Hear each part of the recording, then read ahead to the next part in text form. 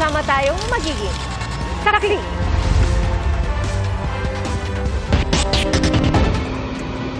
Naglalagablab ang barge na yan na nakadaong sa barangay San Isidro sa Santo Domingo, Albay. 2 tripulante ang sugatan. Kasamaan ang 20 pang tripulante. Ayon sa opisyal ng barangay, gas leak mula sa kalan ang posibleng pinagmulan ng apoy. Mabilis kumalat ang apoy dahil sa malakas na hangin. At naapula ang apoy mag-alas 9 ng gabi. Nasawi ang 1 taong gulang na babae matapos umunong mabitawan habang lumilikas ang kanyang pamilya sa kasagsagan ng pag-ulan at pagbaha sa Las Piñas kagabi. At ang isang lalaki naman sa Cavite nakagat ng daga. Saksi, si Mark Salazar.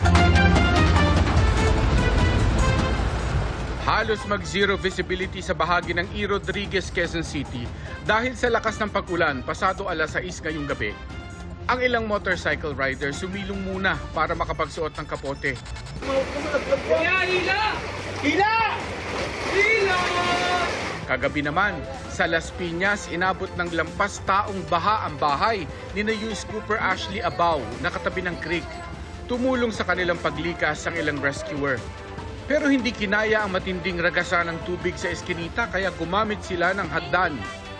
Nagkulay itim ang baha sa bahagi ng Patola Street sa CAA pero may mga napilitan pa ring lumusong.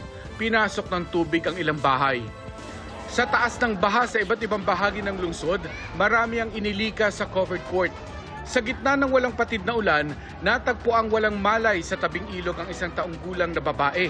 Mayroong isang lalaki na tumatakbo papunta rito at binigay sa akin yung isang bata at ang kanyang declaration is nalunod daw. So habang nire-revive namin siya ay dinadala na rin namin sa hospital.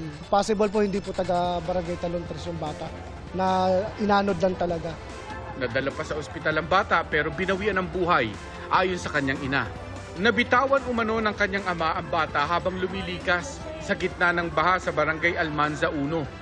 Sa Barangay San Isidro, Parañaque, isinakay sa raft ang ilang residente para matawid ang baha. Kwento naman ni US Cooper John Brito, may nagmagandang loob na truck driver na nagsakay sa kanya at iba pang stranded dahil sa ulan sa Sukat Road papuntang Baclaran. Abot tuhod naman ang baha sa bahagi ng Tanay Rizal dahil sa pag-apaw ng imburnal. Abot baywang ang baha sa Davis, Alabang sa Muntinlupa. Ganoon din sa bahagi ng Bacoor, Cavite, pero bahagya namang humupayan mula kaninang madaling araw. Ang tricycle driver na si Tonton nagkawang gawa sa pagtanggal ng mga nakabarang basura mula sa drainage. Kasi barado na po para mabilis po bumaba yung tubig. Nakagat naman ng daga si Jomar sa loob ng kanilang garahe. Kinagat na lang akong bigla. Laki ng daga lumalabas sa tao Agad daw siyang nagpaturok na anti-rabies. Sa Mambog Road, matagal na raw problema ng mga residente ang mabilis na pagtaas ng tubig kahit kaunting ulan lang. Kaya karamihan ay naglalagay ng sandbag sa labas para hindi pasukin ng baha ang kanilang mga bahay. Ayon sa Pag-asa, habagat ang nagpapaulan sa Metro Manila at iba pang bahagi ng Luzon. Mistulang ilog naman ang baha sa bahagi ng Blanco Tobato. Ayon sa mga residente, Lunes pa ng gabi may malalakas na pag-ulan kaya umapaw ang dam at ang mga ilog. Nasira naman ang bahagi ng isang tulay sa bayan ng Tulunan dahil sa pagguho ng lupang pinalambot ng ulan. Sa sitio Kabuyaw sa Tuba, Benguet, nagbagsakan ng malalaking bato sa gilid ng bundok. 1 lane lang muna ang nadaraanan. Para sa GMA Integrated News, ako si Mark Salazar, ang inyong saksi. Isang patay habang 4 ang sugatan sa salpukan ng 2 truck sa lalawigan ng Quezon. Saksi, si CJ Torida ng GMA Regional TV. Humambalang sa bahagi ng Quirino Highway sa Santa Cecilia, Tagkawayan, Quezon ang 2 truck na nagsalpukan pasado alas 10 kagabi. Wasak ang parehong truck. Ang boom truck nawalan umano ng preno sa kasumalpok sa kasalubong na 10-wheeler habang nasa pababang bahagi ng highway. Dead on the spot ang driver ng boom truck matapos maipit sa kanyang pwesto. Pahirapan naman ang pagsagip sa sugatan na driver at pahinante na naipit din sa loob ng 10-wheeler.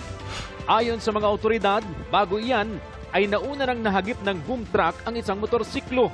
Kritikal ang rider at kanyang angkas na isinugod sa ospital. Halos 4 na oras ang lumipas bago tuluyang maalis ang mga nadisgrasyang truck. Patuloy ang investigasyon. Wala ng buhay at may nakatarap pang kutsilyo sa dibdib ng matagpuan ng isang lalaki sa kanyang bahay sa Antipolo sa Rizal kahapon. Ayon sa Antipolo Police, pinsan ng biktima ang nakadiskubre sa bangkay nang puntahan siya sa bahay. Nang nag-iimbestiga ang mga pulis sa lugar, nakita nila ang isang lalaki na di mapakali. Sa tulong ng mga saksi, napag-alamang ang 20 anyos na lalaki ang huling kasama at kainuman ng 50 anyos na biktima noong Lunes.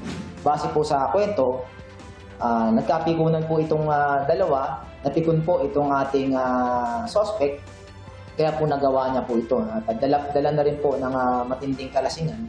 Inamin ng suspect na siya ang sumaksak sa biktima matapos nilang magkaroon ng pagtatalo. Napipikaw ako sa kanya, dami niya kasing sinasabi. Nagsisiyan ko dahil pero uli na. Sinisya na siya nangyayari sa inyo.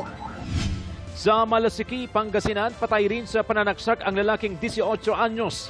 Ang suspect, tiyuhin ng biktima. Ayon sa pulisya, nagbibiruan ang biktima at kanyang ina tungkol sa nawawalang pera.